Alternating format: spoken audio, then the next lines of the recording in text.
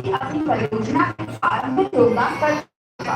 मान लीजिए यदि परियोजना की लागत 6 लाख रुपए है, तो मार्जिन वाली सब्सिडी के रूप में 5 लाख का 10% या वास्तविक परियोजना लागत जो कि 6 लाख रुपए है उसका 10%, इन दोनों में से जो भी कम हो उसका भुगतान सब्सिडी के रूप में करेगी। यानी इस केस में 50,000 रुपए की सब्सिडी आपको मिलेगी। हालांकि यह सब्सिडी आपको तभी प्रदान की जाएगी जब उद्यमी अपना योगदान कर चुके होंगे, ऋण स्वीकृत हो चुका होगा और इकाई भी स्थापित हो चुकी होगी।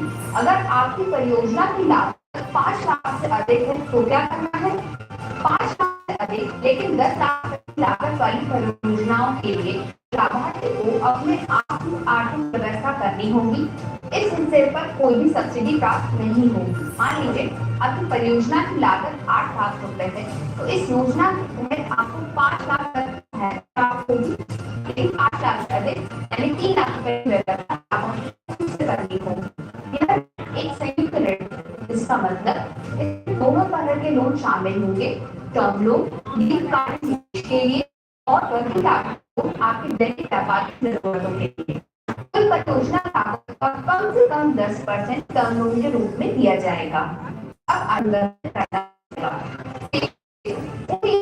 संदर्भित करता है जो व्यापार में ब्याज subsidy, CDMSC cover, margin money subsidy 4 वर्षों के लिए 100% सब्सिडी दी जाएगी। मतलब कि इस अवधि के दौरान आपको कोई भी ब्याज देने की जरूरत नहीं है, आधार पर दी जाएगी। लेकिन इस सब्सिडी को प्राप्त करने के लिए आपको नियमित से भुगतान करना होगा और किसी भी विलंबित भुगतान से बचना होगा।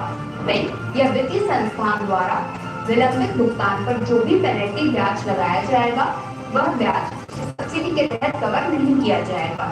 इस योजना में 6 महीने का मॉनिटोरियम पीरियड भी दिया गया है, यानी 6 महीने के लिए आपको किसी भी प्रकार का भुगतान नहीं करना होगा। ये योजना आपको बिना ऋण की चिंता किए अपना व्यवसाय स्थापित करने के लिए समय देती है। आसान होगा।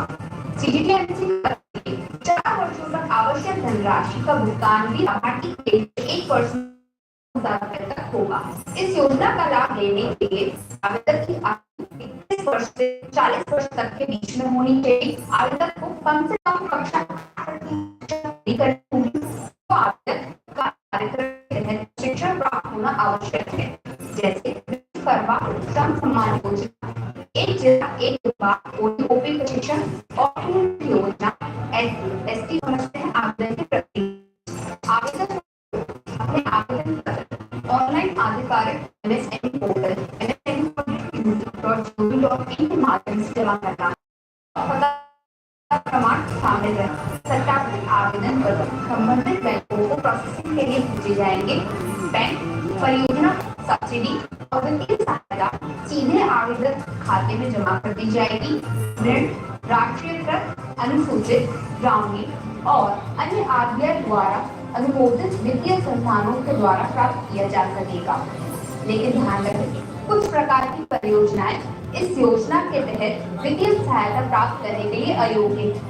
नकारात्मक सूची में जो उत्पाद शामिल हैं वो कुछ इस प्रकार है: शराब या फिर पेय पदार्थ जिसमें एरेटेड ड्रिंक्स और कार्बोनेटेड ड्रिंक्स भी शामिल है, तंबाकू उत्पाद जैसे कि गुटखा, पान मसाला, पटाखे और प्लास्टिक बैग, विशेष रूप से वो जो 40 माइक्रोन से कम है या जो केंद्रीय या किसी राज्य सरकार द्वारा प्रतिबंधित हो। इसके अतिरिक्त कोई भी अन्य उत्पाद सरकार द्वारा समय समय पर प्रतिबंधित किया जाएगा, माना जाएगा। का भुगतान कर दिया वे दूसरे चरण की वित्तीय सहायता के लिए आवेदन कर सकते हैं। इस विस्तार चरण के लिए अधिकतम परियोजना लागत 10 लाख रुपए तक मान्य है। हालांकि इंटरेस्ट सब्सिडी ऋण राशि के 7.5 लाख रुपए तक या पहले चरण में प्राप्त किए गए ऋण का 2 गुना 50% तक सीमित रहेगी और यह 3 वर्षों की अवधि के लिए लागू रहेगी।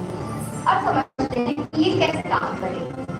स्टेप 1, पहले चरण में आपने जो ऋण लिया है उसे दोगुना करें। स्टेप 2, इस दोगुनी राशि की तुलना करेंगे 7.5 लाख रुपए और इन दोनों में से जो भी कम हो उसे आपको चुनना है। स्टेप 3, दूसरे स्टेप में जो राशि आपने चुनी है उसके इंटरेस्ट का 50% जो कैलकुलेट किया